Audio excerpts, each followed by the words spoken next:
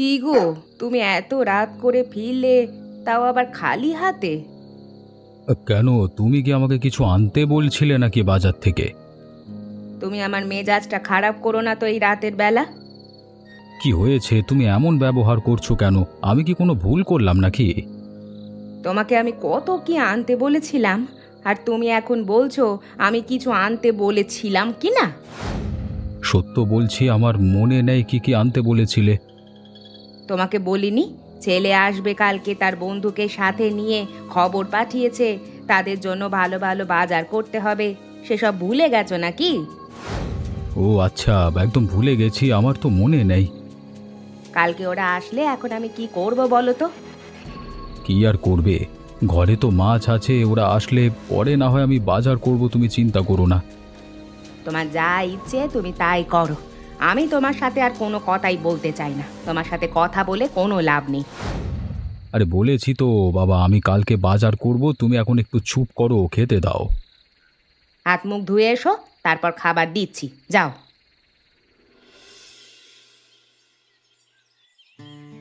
কিরে বিকাশ, তোর হলো নাকি? এত দেরি করলে হবে? আমি তো তোকে বলেছিলাম আমার ঘুম থেকে একটু তাড়াতাড়ি ডাকিস। আমার ঘুম বেশি, তুই জানিস না। তুই তো বলেছিলিস তোর গোছানো হয়ে গেলে ডাকিস। আমি রাতেই সব কিছু গুছিয়ে রেখেছি। আরে সেটা তো আমি মজা করে বলেছিলাম, যেন সকালে তুই চেঁচামেচি না করিস, যেন একটু ঘুমাতে পারি। তাহলে আবার এখন আমার দোষ দিচ্ছিস কেন? তুই তো আমার বন্ধু, তোর দোষ না দিয়ে কি আর কি করব, তোর দোষই দেব। হ্যাঁ হয়েছে। আর আর বলতে হবে না, তাড়াতাড়ি জিনিসপত্র গুছিয়ে নে, আমার কিন্তু শেষ। হ্যাঁ আচ্ছা ঠিক আছে, একটু অপেক্ষা কর, আমি গুছিয়ে নিচ্ছি। কি রে বিকাশ, দাঁড়িয়ে আছিস কেন? চল। এখান থেকে আবার কত দূর গাড়িতে যেতে হবে বলতো শুনি? একটার পর একটা গাড়ি পরিবর্তন করেই চলেছি, আর তুই বলছিস আর 10 মিনিট, আর 10 মিনিট। তোর এই 10 মিনিট কখন শেষ হবে বলতো? সত্যি করে বলছি, আর 10 মিনিট হাঁটলেই চলে যাব। তাহলে আর গাড়ি নিয়ে আরো তাড়াতাড়ি পৌঁছে যাই। এখান থেকে বাড়ি পর্যন্ত আর গাড়ি করে যাওয়া যাবে না, এখন গাড়ি না হলে হেঁটেই যেতে হবে রে। কি বলছিস রে, হেঁটে যেতে হবে? যাক, সমস্যা নাই, গ্রামের পরিবেশ যে সুন্দর, এই রাস্তায় হাঁটতেও ভালো লাগবে, চল হেঁটেই যাই।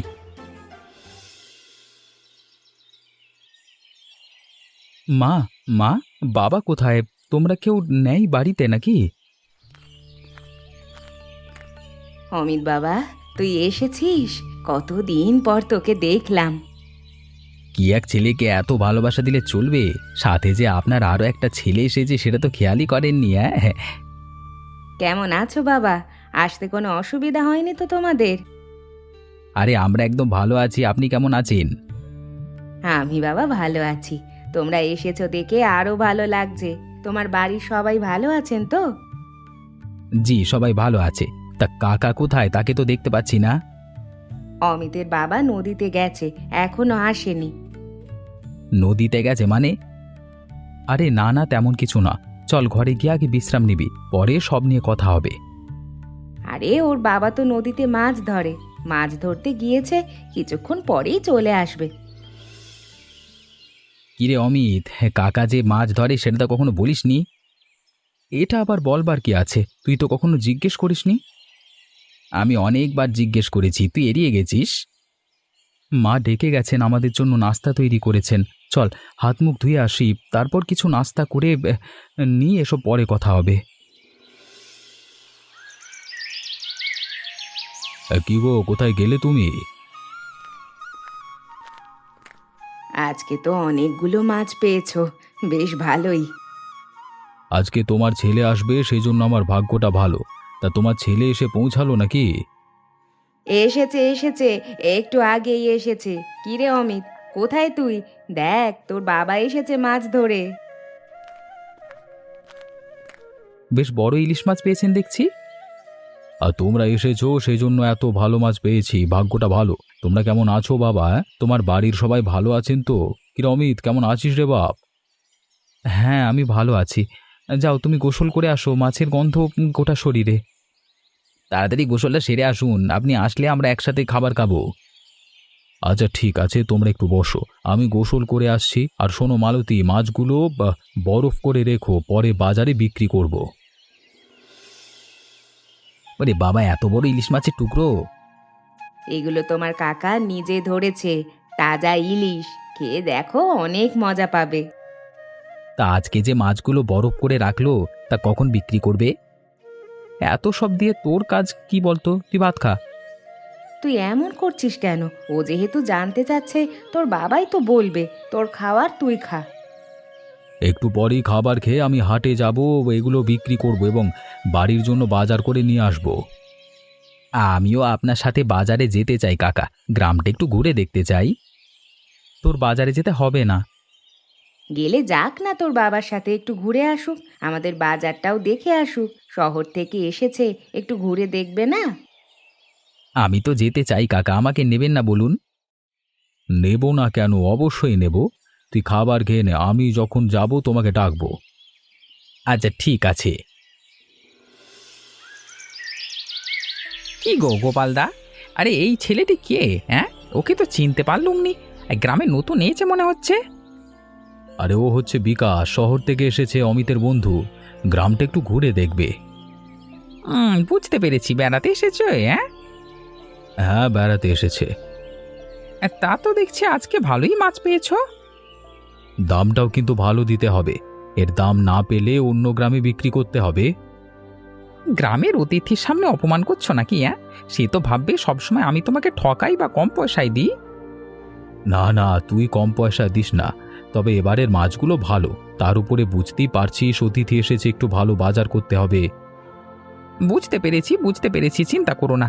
দরকার হলে পয়সা নিয়ে যেও, পরের মানে পরে মাছ দিয়ে যেও আরো। সেটা না হয় লাগলে নেওয়া যাবে, আপাতত এগুলোর দাম দে। এখানে বুঝি আপনারও নৌকা কাকা? হ্যাঁ, ওই যে একটা নৌকা, ওটাই আমার। ওটা দিয়ে মাছ ধরি। আপনি তো বেশ পরিশ্রমী মানুষ, মাছ ধরে সন্তানকে শহরে এত বড় কলেজে পড়াচ্ছেন। চেষ্টা করছি ছেলেটা যেন ভালো কিছু করতে পারে। অমিত অনেক ভালো ছেলে, ভালো পড়ালেখা করে, ভালো কিছু করবে, তার একটা কথা কাকা। কি কথা বল বাবা? আমি আপনার সাথে নদীতে মাছ ধরতে যেতে চাই। আমার শখ জেগেছে, আপনি আমাকে নেবেন বলুন? আহ, নদীর কিন্তু বড় বড় ঢেউ, তুমি ভয় পাবে। পরে একটা ঝামেলা হয়ে যাবে তো তাই। আরে না না, কোনো ঝামেলা হবে না। আমি পারবো, আপনি দেখে নেবেন। আপনি বলেন আমাকে নেবেন বলুন। তুমি এত করে যেহেতু বলছো, আচ্ছা ঠিক আছে, এখন চলো বাড়িতে যাই। এ কি বিকাশ, এত সকাল সকাল তুই কোথায় যাচ্ছিস বাবার সাথে?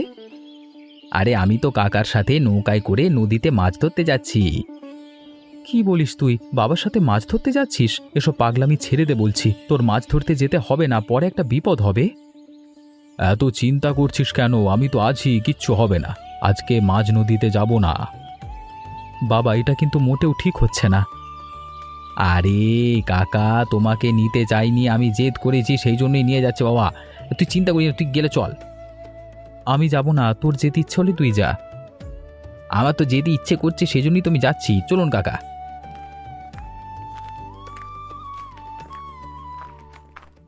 কিরে অমিত, এভাবে মুখ কালো করে দাঁড়িয়ে আছিস কেন? কিছু হয়েছে? কিছু বলবি নাকি? মা, বাবারে মাছ ধরবার ভালো লাগে না। মাছ ধরাটা, তার বয়স হয়েছে, এভাবে আর কতকাল মাছ ধরবে? তাকে বলো মাছ ধরা ছেড়ে অন্য কিছু একটা করতে। এখন তো নদীতে ভালো মাছ পাচ্ছে। বাবার বয়স হয়েছে, কখন কি বিপদ হয় বলা যায় না। তার উপরে এই মাছ ধরাটা এখন আর আমার ভালো লাগছে না। তুমি নিষেধ করে দিও, গ্রামে আমরা অন্য কোনো ব্যবসা করব। আচ্ছা ঠিক আছে, আমি তোর বাবার সাথে কথা বলবো। তোমার সাথে একটা কথা ছিল গো। কি কথা বলো, শুনছি। অমিত মনে হয় তোমাকে নিয়ে খুব চিন্তা করছে। তোমার এই মাছ ধরাটা ওর আর ভালো লাগছে না। তার উপরে তোমার বয়স হয়েছে, এখন মাছ ধরাটা উচিত নয়, এমনটাই বলল। সে ছোটবেলা থেকে মাছ ধরে আসছে, এখন কি করব? তার উপরে আমার তো কোনো সমস্যা হচ্ছে না। ছেলে বড় হয়েছে, এখন ছেলের কথাও তো শুনতে হয়। আমি মাছ ধরা ছেড়ে দিলে ওর কি হবে? ওর পড়াশোনার খরচ। তুমি নদীতে যাও, সেটা নিয়েও ভয় পাচ্ছে। ও বলছে তুমি অন্য কোনো একটা ব্যবসা করতে। তাহলে আমার এই নৌকাটা কি করব? অমিত বলেছে ওটা বিক্রি করে দিতে, না হলে ও নিজেই বিক্রি করে দেবে। না না, আমি নিজেই বিক্রি করে দেবো, অমিতের বিক্রি করতে হবে না। এই নৌকা আমি কোনোভাবেই বিক্রি করতে পারবো না। বাপ দাদার ভিটে বাড়ির ওপরেই এটা থাক, কেউ এখানে খোঁজ করতে আসবে না। এই নৌকা কেউ দেখতেও পাবে না। এখানেই আমার নৌকাটা থাকুক, কোনোভাবেই নৌকা আমি বিক্রি করতে পারবো না। কই, সকাল থেকে তো কিছু বিক্রি করতে পারলি না? কিছুই তো বুঝতে পারছি না, কদিন ধরেই দোকানটা খুলেছি, এখন তো দেখছি এখানে কোনো খদ্দের আসছে না। আগেই বলেছিলাম গ্রামের মানুষজন এসব খাবার বুঝবে না, এটা তো শহর নয়। আমি চেয়েছিলাম নতুন কিছু করবার, নতুন কিছু তো মানুষ পছন্দ করে। নতুন কিছু পছন্দ করে তা ঠিক আছে, কিন্তু এত দাম দিয়ে গ্রামের মানুষ এসব খাবার খাবে না। তাহলে এখন কি করব? বাবার পুরো পয়সাটাই তো লোকসান হলো। ওই দিকের কলেজে ছুটিও শেষ হয়ে গেছে, কাকার মাছ ধরাটাই ভালো ছিল, বুঝলি? তোর এই ফাও কথা রাখতো, আমার মাথায় অন্য চিন্তা আছে, দোকান বন্ধ করে বাড়ি চল। এইদিকে তো আমার ছুটি শেষ হয়ে গেছে, বাবা যেতে হবে। বললি এখানে তোর বাবাকে ব্যবসা করাবি, এখন তো দেখছি কিছুই করলি না, উল্টে লোকসান হলো। আমি যেমনটা ভেবেছিলাম তেমনটা হয়নি, এটা নিয়ে চিন্তা করো না। শহরে গিয়ে আমি ব্যবসা করব, তোমাদের কিচ্ছু করতে হবে না। সেখানেও যদি লোকসান হয়? কি সব বলছো তুমি? ছেলেটা একটা ব্যবসা করতে চেয়েছে আর তুমি লোকসানের কথা ভাবছো আগে? আমি পারবো, দেখে নিও। তবে ব্যবসা তো আর এমনিতে এমনিতে হবে না, টাকার প্রয়োজন আছে। তেমন একটা সঞ্চয় নেই, যেটুকু যা ছিল তা তো এই ব্যবসাটা করলি, আর বাকি যা আছে তা তোর হাতে তুলে দিতে বলছিস? নিজের ছেলের হাতেই তো তুলে দেবো, সমস্যা কি? তুমি এত চিন্তা করো না। তুই টাকা নিয়ে যাস বাবা, তুই টাকা নিয়ে যাস। এত অল্পতে ভেঙে পড়লে তো চলবে না ভাই। কি করব কিছুই তো বুঝতে পারছি না, কিভাবে বাড়িতে মুখ দেখাবো। পরিবারের লোক আপন, তারাই সব সময় পাশে দাঁড়ায়, তুই চিন্তা করিস নে। সব টাকা তো আর লোকসান হয়নি, কিছু টাকা আছে, ওটা নিজের কাছে রাখ। ভেবেছিলাম শহরের ব্যবসা করে ভালো টাকা রোজগার করব, এখন উল্টে লোকসান বাড়িতে আর যাব না রে বাপরে, যাব না। চুপ থাক বলছি। এবার আবার ছুটিতে আমি সহ তোদের বাড়িতে যাব, এসব চিন্তা করিস না।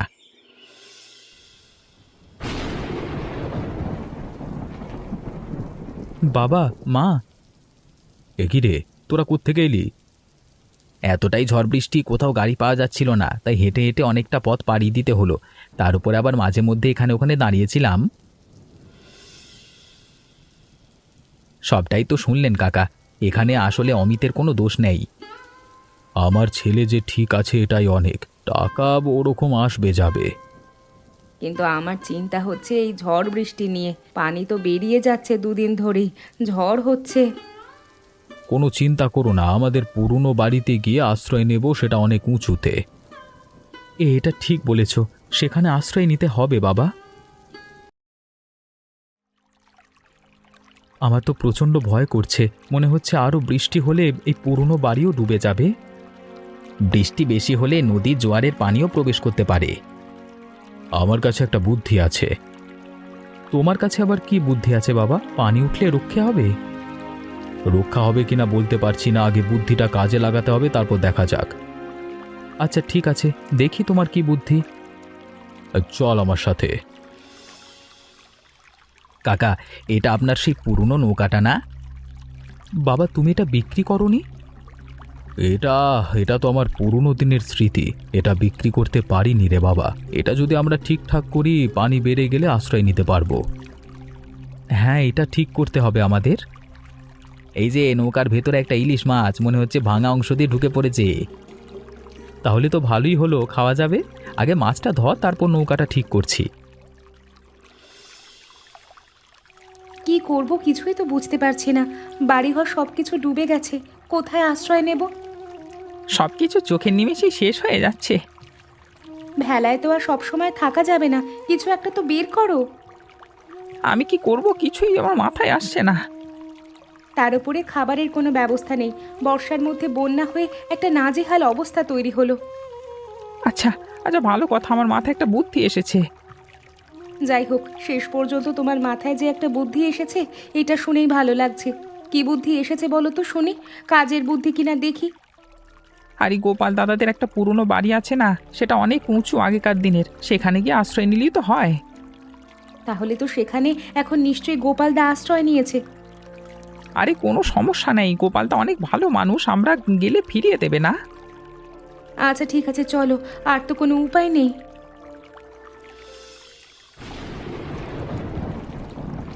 এ কি, তোমরা ইলিশ মাছ পেলে কোথায়? আমরা তো নৌকা ঠিক করছিলাম, নৌকা অনেকটাই ভেঙে গেছে, সে ভাঙা দিয়ে নৌকার মধ্যে ইলিশ মাছ ঢুকেছে। তাই? ইলিশ মাছ দিয়ে এখন কি করব? এবে এই ইলিশ মাছ দিয়ে ইলিশ খিচুড়ি রান্না করলে বর্ষায় খুব মজা হবে।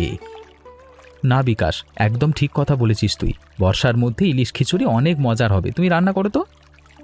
ভাঙা নৌকাটা ঠিক করা হয়েছে তো? মনে হচ্ছে তো এখানেও পানি উঠে যাবে। তুমি কোনো চিন্তা করো না, এরপর আমরা নৌকায় উঠে যাব, সেখানেই রান্না হবে। আপাতত এখানেই করো, পানি বাড়লে ওখানে যাব। আচ্ছা ঠিক আছে। ভেবেছিলাম এখানে আশ্রয় নেব, এখন তো দেখছি এটাও পানিতে ডুবে গেছে। তোমরা সবাই নৌকায় আশ্রয় নিয়েছো? আরে রমেশ, তোর এই অবস্থা! কি আর করব, অবস্থার ভালো নেই দাদা। তুই কোনো চিন্তা করিস না, আমাদের নৌকায় যথেষ্ট জায়গা আছে, তুই এখানে উঠে আয়। কিছু খেতে পারিনি, প্রচণ্ড ক্ষুধা লেগেছে দাদা। আর কোনো সমস্যা নেই বনলতা, এখানে আয়, আমরা ইলিশ খিচুড়ি খাচ্ছি, তোরাও খাবি, নৌকায় উঠে আয়। এই বর্ষায় ইলিশ খিচুড়ি, বাহ, জিভে জল চলে আসলো তো। জিভে আর জল আনতে হবে না, তাড়াতাড়ি নৌকায় উঠে আয়, সবাই মিলে একসাথে খাবো।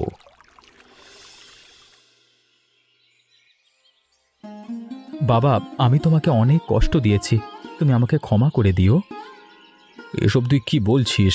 তুই আমার ছেলে, তুই তো কখনো আমাকে কষ্ট দিসনি। আমি নিজের অজান্তে একটা ভুল করে ফেলেছি, তুমি আমাকে ক্ষমা করে দাও। যে ভুল আমরা জানি না সেটার ক্ষমা চাইতে হবে না। আর বাবা, তো আমরা তোকে সব ভুলের ক্ষমা করে দিয়েছি রে। এটা আবার কিসের টাকা? ব্যবসায় লাভ করতে পারিনি, কিন্তু সব টাকা আমি লোকসান হতে দিইনি, কিছু টাকা বাঁচিয়েছি। এই টাকা তোর কাছে রাখ, তোর কাজে লাগবে। আমার এই টাকা লাগবে না, এই টাকা দিয়ে নৌকাটা আরও তুমি ভালোভাবে মেরামত করবে। নৌকা মেরামত করে কি হবে? তোমার যতদিন ভালো লাগবে তুমি নদীতে ততদিন মাছ ধরবে, যখন শরীর খারাপ হবে তখন বাদ দেবে নিজের ইচ্ছায়। এসব তুই কি বলছিস? হ্যাঁ বাবা, আমি সত্যি বলছি। এরপর থেকে আমি যখন আসবো তোমার সাথে মাছ ধরা শিখব এবং আমি পড়াশোনা শেষ করে তোমার এই পেশায় নিজেকে নিয়োজিত করব। কি বলছিস তুই? এত পড়াশোনা করে তুই কিনা মাছ ধরবি? আমার বাবা যেটা করতে পেরেছে সেটা আমিও করতে পারবো, তুমি আমার জন্য আশীর্বাদ করো। তোর জন্য অনেক আশীর্বাদ করি বাবা, তুই অনেক বড় হ। আরে পাগল ছেলে, কান্না করছিস কেন? যা, হাসি মুখে শহরে যা, ভালোভাবে মন দিয়ে পড়বি।